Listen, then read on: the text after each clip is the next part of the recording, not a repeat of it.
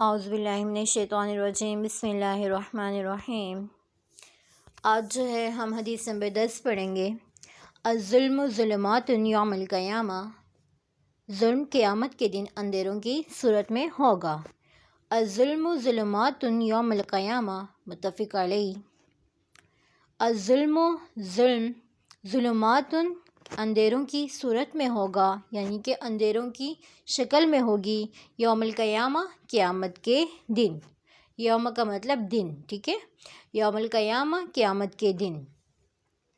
الظلم بے انصافی، ظلمات تاریکیوں کی شکل میں ہوگی، یوم القیامہ قیامت کے دن۔ اب آپ صلی اللہ علیہ وسلم اس حدیث میں یہ بتانا چاہ رہے ہیں کہ دوسروں پر زیادتی کرنے والوں کا انجام یا دوسروں پر زیادتی کرنے والوں کا حشر یہ ہے کہ ظالم قیامت کے دن کی مشکلات میں پھنس کر بے یار و مددگار اندھیروں میں بھٹک رہا ہوگا۔ یعنی کہ جو ظالم ہوتا ہے، ظالم کس کو کہتے ہیں؟ جو دوسروں کے ساتھ بے انصافی کرتا ہے، دوسروں کے ساتھ زیادتی کرتا ہے، تو جو شخص، ٹھیک ہے، جو شخص دوسروں پر زیادتی کرنے والا ہوگا تو اس کا انجام یہ ہوگا کہ وہ قیامت کے دن مشکلات میں پھنسا ہوا ہوگا اور اس حالت میں وہ بے یار و مددگار ہوگا، ٹھیک ہے، یعنی کہ اس کی ہر طرف اندھیرا ہی اندھیرا ہوگا، وہ اندھیروں میں بھٹک رہا ہوگا اور وہ پریشان حال ہوگا، کیونکہ اس نے دنیا کی زندگی میں دوسروں کے ساتھ زیادتی کی ہوگی، ناانصافی کی ہوگی اور دوسروں کے حق تلفی کی ہوگی، اس لیے وہ جو ہے قیامت والے دن اندھیروں میں بھٹک رہا ہوگا، پریشان حال ہوگا، کوئی بھی اس کی مدد کرنے والا نہیں ہوگا، وہ بے یار و مددگار ادھر ادھر بھٹک رہا ہوگا اور ظلم سے حاصل کی ہوئی چیز اس کے کام نہ آئے گی۔ یعنی کہ ایک ظالم ہے جس نے کسی کی حق تلفی کی ہے، کسی کے ساتھ بے انصافی کی ہے، کسی کے ساتھ زیادتی کی ہے، تو اس کا حشر یہ ہوگا کہ اس شخص نے ظلم سے حاصل کی ہوئی جو چیز ہے، کوئی مال ہے، کوئی دولت ہے، کوئی گھر ہے، کوئی بھی چیز ہے، ٹھیک ہے، کوئی بھی چیز ہے، کوئی مال سرمایہ ہے، مال و دولت ہے، کچھ بھی ہے، ٹھیک ہے، کوئی زمین ہے، کوئی کھیت ہے، کوئی جگہ ہے، کوئی جائیداد ہے، تو وہ چیز، ٹھیک ہے، یعنی کہ ظلم سے حاصل کی ہوئی کوئی بھی چیز اس کے کام نہ آئے گی، کیونکہ اس دن نفس نفسی کا عالم ہوگا اور قیامت کے دن انسان جو ہے اللہ تعالیٰ کے سامنے اپنا حساب دے گا، یعنی کہ اس کا حساب و کتاب کا دن ہوگا اور ظالم کے ساتھ یہ حال ہوگا کہ وہ بھٹک رہا ہوگا اندھیروں میں، ٹھیک ہے، اس کی ہر طرف تاریکی ہی تاریکی ہوگی، وہ بے یار و مددگار بھٹک رہا ہوگا اور ظلم سے حاصل کیا ہوا مال و متاع کوئی بھی چیز اس کے کام نہ آئے گی، الٹا اس پر اس کا عذاب ہو رہا ہوگا۔ تو اسی چیز کو حدیث مبارکہ میں تاریکیوں کی شکل میں کی ہے، یعنی کہ الظلم بے انصافی، ظلمات اندھیروں کی شکل میں ہوگا، یوم القیامہ قیامت کے دن۔ تو اس حدیث میں دوسروں پر زیادتی کرنے والوں کا انجام ہے کہ ظالم قیامت کے دن کی مشکلات میں پھنس کر بے یار و مددگار اندھیروں میں بھٹک رہا ہوگا، ٹھیک ہے، اندھیروں میں بھٹک رہا ہوگا اور پریشان حال ہوگا اور ظلم سے حاصل کی ہوئی چیز اس کے کام نہ آئے گی، ٹھیک ہے۔ آئی ہوپ آپ لوگ کو سمجھ آ گئی ہے۔ حدیث نمبر 11 دیکھیں، البادی بالسلام بریء من الکبر۔ پھر سے دیکھیں، البادی بالسلام بریء من الکبر، رواہ البیہقی۔ البادی پہل کرنے والا، البادی پہل کرنے والا، یعنی کہ پہل کرنے والا، ابتدا کرنے والا، بالسلام سلام میں، البادی پہل کرنے والا، بالسلام سلام میں، بریء بری ہے، دور ہے، ٹھیک ہے، بریء بری ہے، دور ہے، من الکبر تکبر سے۔ البادی بالسلام بریء من الکبر، البادی ابتدا کرنے والا، پہل کرنے والا، بالسلام سلام میں، بریء دور ہے، ٹھیک ہے، بچا ہوا ہے، دور ہے، من الکبر تکبر سے۔ اب اس حدیث مبارکہ میں سلام میں پہل کرنے کی ترغیب دی جا رہی ہے، ٹھیک ہے۔ اس حدیث مبارکہ میں سلام میں پہل کرنے کی ترغیب دی جا رہی ہے۔ حدیث کو مختصراً میں بتاتی ہوں کہ اس حدیث مبارکہ میں 2 چیزیں بیان کی گئی ہیں، ٹھیک ہے۔ اس حدیث مبارکہ میں 2 چیزیں بیان کی گئی ہیں۔ ایک یہ ہے کہ آپ صلی اللہ علیہ وسلم یہ بتانا چاہ رہے ہیں کہ ہمیں جو ہے سلام میں پہل کرنی چاہیے، ٹھیک ہے۔ اب اس کا فائدہ یہ ہوگا کہ ہمیں تکبر وغیرہ ختم ہوگا، ٹھیک ہے۔ اب ہم کسی سے بھی ملتے ہیں تو ہمیں سب سے پہلے ہمیں پہلے پہل کرنی ہے، ہمیں ابتدا کرنی ہے سلام کی۔ یعنی کہ ایگزامپل دیتی ہوں، 1-2 انسان ہیں، اگر وہ مل رہے ہیں تو کہ جو پہل کرے گا، جو سب سے پہلے سلام کرے گا، تو وہ اس کے اندر تکبر جیسی کوئی بھی صفات نہیں ہوگی، تکبر جیسی بری عادت نہیں ہوگی، تکبر جیسی بری جو ہے بیماری نہیں ہوگی، ٹھیک ہے۔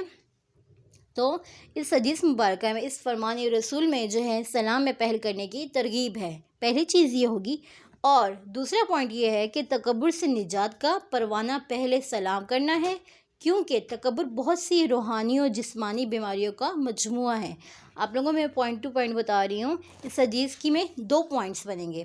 پہلا یہ ہے کہ اس حدیث مبارکہ میں سلام میں پہل کرنے کی ترغیب ہے، ٹھیک ہے۔ اس کی تشریح میں آپ کو پوائنٹس میں بتا رہی ہوں۔ ایک پوائنٹ یہ ہے، دوسرا پوائنٹ یہ ہے کہ تکبر سے نجات کا پروانہ ہے، ٹھیک ہے۔ یعنی کہ تکبر سے بچنے کا ذریعہ ہے پہلے سلام کرنا، کہہ رہے ہیں سلام پہلے کرنا تکبر سے بچنے کا ذریعہ ہے، کیونکہ تکبر بہت سی روحانی اور جسمانی بیماریوں کا مجموعہ ہے۔ یعنی کہ ایک انسان ہے، اس کے اندر اگر تکبر ہے تو اس کے اندر بہت سی روحانی اور جسمانی بیماریاں ہوں گی، جیسے کہ وہ جسمانی سے مراد یہ ہے کہ اس کے اندر انا ہوگی، اور وہ ہر کسی کو حقارت کی نگاہ سے دیکھے گا، اور اس کو حقیر کی نگاہ سے دیکھنے کی وجہ سے لوگ اس سے نفرت وغیرہ کریں گے، ایک جسمانی بیماری ہوگی، ٹھیک ہے۔ اور دوسری بات یہ ہے کہ وہ اپنی ریئل لائف میں جو ہے دوسروں کو حقیر جانے گا، اپنے اوپر غرور کرے گا، مغروری پن لائے گا، اور دوسروں کو حقارت کی نگاہ سے دیکھنے کی وجہ سے اس کے اندر بہت سی جسمانی بیماریاں آ جائیں گی۔ اور روحانی بیماری سے یہ مراد ہے، تکبر کی وجہ سے روحانی بیماریاں یہ ہو جاتی ہیں کہ اس کے دل میں جو ہے نا کا سیاسہ ہوگا، کسی کی محبت بھی اس کے دل میں نہیں ہوگی، کسی کا احساس اس کے دل میں نہیں ہوگا، کسی کے لیے اس کے دل میں کسی کے لیے بھی ہمدردی نہیں ہوگی، تو یہ روحانی بیماری ہوگی کہ اس کا دل جو ہے احساس، درد محسوس کرنے، یہ ایسی چیزیں اس کے اندر نہیں ہوں گی، ایسا وہ محسوس نہیں کرے گا، اور اس کے اندر اس کا جو ہے اس کے دل میں بدگمانی وغیرہ ہوگی، تو یہ روحانی بیماری ہیں۔ اور اس وجہ سے کہہ رہے ہیں کہ اس حدیث مبارکہ میں یہ ہے کہ تکبر سے نجات کا پروانہ پہلے سلام کرنا ہے۔ یعنی کہ ایک انسان اگر پہلے خود سلام کرتا ہے تو اس سے یہ ہوگا کہ اس کے اندر یہ انا پرستی نہیں آئے گی، تکبر جیسی گندی بیماری نہیں ہوگی، ٹھیک ہے۔ اور تکبر جو ہے، کیونکہ تکبر ایک بری بیماری ہے اور اس سے نجات بہت ضروری ہے، کیونکہ اس کی مین وجہ یہ ہے کہ یہ بہت سی روحانی اور جسمانی بیماریوں کا مجموعہ ہے، ٹھیک ہے۔ تو اس حدیث میں 2 باتیں بیان کی، ایک یہ ہے کہ سلام میں پہل کرنے کی ترغیب ہے، سلام میں پہل کرنا چاہیے، ٹھیک ہے۔ دوسری بات یہ ہے کہ اس میں تکبر سے نجات کا ذریعہ ہے پہلے سلام کرنا، ٹھیک ہے۔ اور تکبر کے بارے میں بتایا کہ بہت سی روحانی اور جسمانی بیماریوں کا مجموعہ ہے، کیونکہ بہت سی روحانی اور جسمانی بیماریاں جو ہیں اس کی جڑ ہے یہ، ٹھیک ہے، تکبر۔ اگلی حدیث دیکھیں، 12ویں، الدنیا سجن المؤمن و جنت الکافر، الدنیا سجن المؤمن و جنت الکافر، رواہ مسلم۔ الدنیا، دنیا، سجنو، قید خانہ، جیل، سجنو، قید خانہ یا جیل، المؤمن، مومن کا، سجن المؤمن، مومن کا قید خانہ ہے، و جنت الکافر، اور کافر کی جنت ہے۔ الدنیا، دنیا، سجن المؤمن، مومن کا قید خانہ ہے، و جنت الکافر، اور کافر کی جنت ہے۔ الدنیا سجن المؤمن و جنت الکافر، دنیا مومن کے لیے قید خانہ ہے اور کافر کے لیے جنت ہے۔ اس حدیث کی مختصر تشریح بتاتی ہوں آپ کو۔ اب اس حدیث میں آپ لوگوں کو تشریح بتاتی ہوں کہ مومن کے لیے دنیا جو ہے قید خانہ کیوں ہے اور کافر کے لیے کیوں ہے، ٹھیک، کافر کے لیے جنت کیوں ہے، ٹھیک ہے۔ ان کی مین آپ لوگوں کو وجہ بتا دیتی ہوں۔ مومن، ٹھیک ہے، مومن کا مطلب یہ ہوتا ہے اللہ پر ایمان رکھنے والا، اللہ کی اطاعت کرنے والا، آپ صلی اللہ علیہ وسلم کے طریقوں پر چلنے والا، ٹھیک ہے۔ اور مومن چونکہ ہر قول اور فعل سے پہلے، ٹھیک ہے، ہر قول اور فعل سے پہلے سوچتا ہے کہ یہ کام نیکی ہے یا برائی ہے، کروں یا نہ کروں، ٹھیک ہے۔ آپ لوگوں کو پوائنٹ ٹو بیسٹ مطلب ورڈس پہ بتا رہی ہوں میں، تاکہ آپ لوگوں کو اچھا سے لکھو اور آپ لوگوں کو مارکس ملے، ٹھیک ہے، اور سمجھنے میں آسانی ہو۔ پہلے ورڈ ٹو ورڈ بتاؤں گی، ٹھیک ہے، پوائنٹس پہ اچھے سے، ٹھیک ہے، بیسٹ پوائنٹس بتاؤں گی۔ مومن کیونکہ ہر قول اور فعل، قول یعنی ہر کچھ بھی کہنے سے پہلے، فعل کوئی کام کرنے سے پہلے، کچھ کہنے سے پہلے یہ کام کرنے سے پہلے سوچتا ہے، ٹھیک ہے، سوچتا ہے کہ یہ کام نیکی ہے یا برائی ہے، یعنی کہ یہ کام آیا یہ اچھا ہے، یعنی کہ آیا یہ کام برائی کی طرف تو نہیں جا رہا، آیا یہ کام کرنے سے اللہ اس سے ناراض تو نہیں ہو رہا، ٹھیک ہے، کہ یہ کام نیکی ہے یا برائی ہے، میں کروں یا نہ کروں۔ اس وجہ سے مومن کے لیے جنت کی نعمتوں کے لحاظ سے دنیا قید خانہ ہی ہے، کیونکہ دنیا میں انسان مومن جو ہے وہ کوئی بھی کام، کوئی بھی ہر قول و فعل کرنے سے پہلے سوچتا ہے کہ یہ کام آیا نیکی کی طرف لے کے جا رہا ہے یا آیا یہ کام برائی کی طرف لے کے جا رہا ہے، یعنی کہ وہ ہر وقت یعنی کہ اللہ تعالیٰ کی نافرمانی سے ڈرتا رہتا ہے اور اللہ تعالیٰ کے قریب ہونے کے راستے تلاش کرتا رہتا ہے، اور اللہ تعالیٰ کی خوشنودی حاصل کرنے کے چکروں میں ہوتا ہے، اور اللہ تعالیٰ کو راضی کرنے کے چکروں میں، اللہ تعالیٰ کی اطاعت، آپ سے اللہ تعالیٰ کی جو ہے اللہ تعالیٰ سے کو راضی کرنا، اللہ تعالیٰ کی خوشنودی حاصل کرنے کے لیے، اور آپ صلی اللہ علیہ وسلم کے طریقوں پر بتائے ہوئے اللہ تعالیٰ آپ صلی اللہ علیہ وسلم کے بتائے ہوئے طریقوں پر چلنے کے لیے وہ ہر کام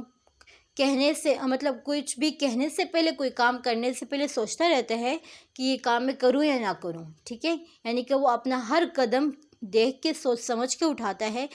اور وہ دیکھتا ہے کہ اور وہ گناہوں سے بچنے کی کوشش ہی کرتا رہتا ہے اور برائی سے رکنے کی کوشش کرتا ہے، تو وہ دنیا میں یہ کام کرتا ہے، یعنی کہ وہ بہت سنبھل کر چلتا ہے،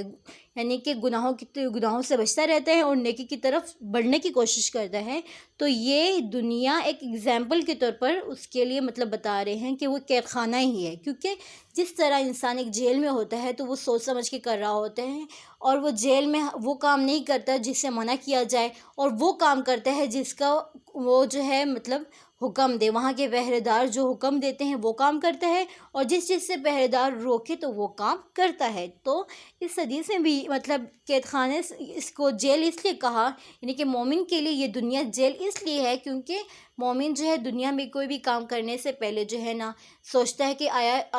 اللہ تعالیٰ نے آپ صلی اللہ علیہ وسلم نے یہ کام کرنے کا حکم دیا نہ نہیں دیا، کس چیز سے روکا ہے تو اس سے رک جاتا ہے، اور جس چیز کا حکم دیا جائے تو وہ کام کرتا ہے۔ تو اسی طرح اس مومن کے لیے دنیا کی مثال یہ دی کہ اس کے لیے مومن کے لیے دنیا قید خانہ ہے اور کافر کے لیے جنت ہے، کافر کے لیے جنت ہے، کیونکہ اب اس کی ریزن میں بتاتی ہوں۔ کافر اپنے آپ کو، ٹھیک ہے،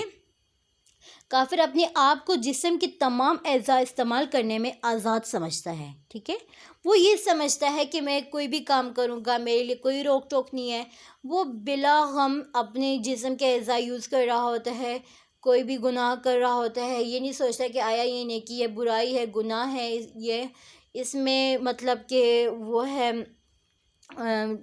گمراہ ہونے کا وہ ذریعہ ہے، وہ کچھ بھی نہیں سوچتا، بلکہ وہ اپنا سوچتا ہے، اپنے نفس کے اپنے جو ہے خواہشات کے تابع ہو جاتا ہے، اور آپ صلی اللہ علیہ وسلم کے بتائے ہوئے طریقوں پر نہیں چلتا اور نافرمانی مسلسل کرتا رہتا ہے۔ تو اس لیے یہ دنیا جو ہے کافر کے لیے قید خانہ ہے، اس لیے کیونکہ وہ اپنے آپ کو جسم کے تمام اعضاء استعمال کرنے میں آزاد سمجھتا ہے، اس لیے آخرت کی تکالیف کے لحاظ سے یہ دنیا اس کی جنت ہے، ٹھیک ہے، کیونکہ وہ اپنے آپ کو آزاد سمجھتا ہے اور بلا غم گناہ کر رہا ہوتا ہے، نیکی کی اس کو پرواہ نہیں ہوتی، گناہوں کی کوئی پرواہ نہیں ہوتی، اس کا دل اتنا سخت ہو چکا ہوتا ہے کہ وہ اپنے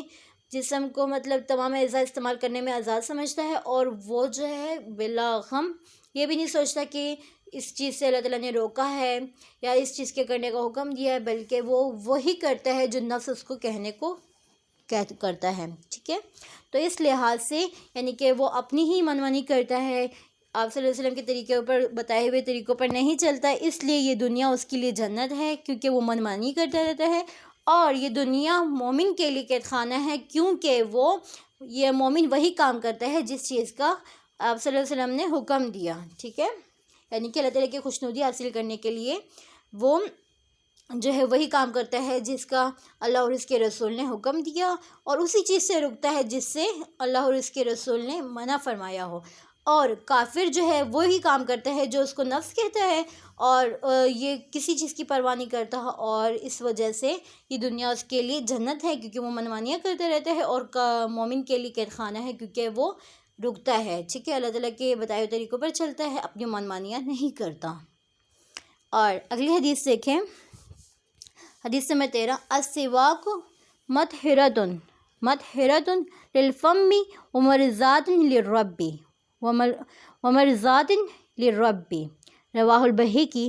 السواک مسواک، مطہرۃ پاک کرنے والی ہے، للفم منہ کو، ومرضات اور راضی کرنے والی ہے، للرب اپنے رب کو۔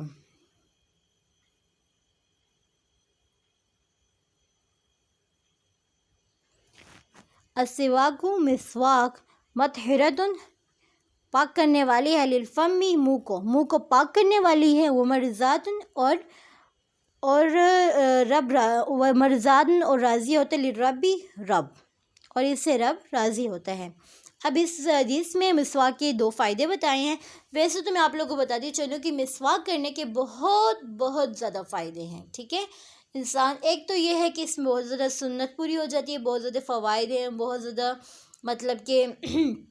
بہت زیادہ فضائل آئے ہوئے ہیں، بہت زیادہ ثواب ملتا ہے۔ ایک ثواب میں آپ لوگوں کو یہ بتاتی ہوں کہ ایک حدیث مبارکہ کا مفہوم ہے کہ جو شخص ٹھیک ہے نماز سے پہلے مسواک کرتا ہے تو اس سے مسواک کرنے کی وجہ سے اس نماز کا 70 گنا ثواب ملتا ہے۔ اگر وہ مسواک کے بغیر مطلب ایسی وضو بنائے اور نماز پڑھے تو اس کو اسی کا ثواب ملے گا، صرف ایک دفعہ نماز پڑھنے کا، لیکن اتنا ہی ملے گا جتنا اسے نماز پڑھا۔ لیکن اگر وہ وضو میں مسواک کر کے پھر نماز پڑھے گا تو اس کو 70 گنا، اس نماز کا 70 گنا ثواب ملے گا، ٹھیک ہے۔ اور اس حدیث مبارکہ میں ویسے تو بہت زیادہ فوائد ہیں، ٹھیک ہے، مسواک کے، لیکن اس حدیث مبارکہ میں آپ صلی اللہ علیہ وسلم نے مسواک کے 2 فوائد بتائے ہیں، 2 فائدے بتائے ہیں۔ نمبر 1 ظاہری، نمبر 2 باطنی۔ نمبر 1 ظاہری، یعنی کہ منہ صاف ہوتا ہے، اور منہ کی صفائی کے طبعی اور روحانی فوائد بے شمار ہیں، ٹھیک ہے۔ یعنی کہ منہ اگر صاف ہوگا انسان کا تو اس کے روحانی اور طبعی بہت زیادہ فوائد ہوتے ہیں، ٹھیک ہے۔ یعنی کہ منہ اگر انسان کا صاف ہوگا تو اس کی مطلب جسمانی صحت بھی ٹھیک ہوگی، کیونکہ انسان ایک منہ ہوتا ہے جس کے ذریعے انسان اپنی غذا کو جو ہے نا پیس کے اور مطلب کہ اندر ڈالتا ہے تاکہ اس کا نظام ہاضمہ ٹھیک رہے، تو اس سے یعنی کہ جسمانی صحت بھی اس کی ٹھیک ہوگی، کیونکہ اگر اس کا منہ مطلب کہ اس کی جو کاٹنے والی مشین ہے سمجھو،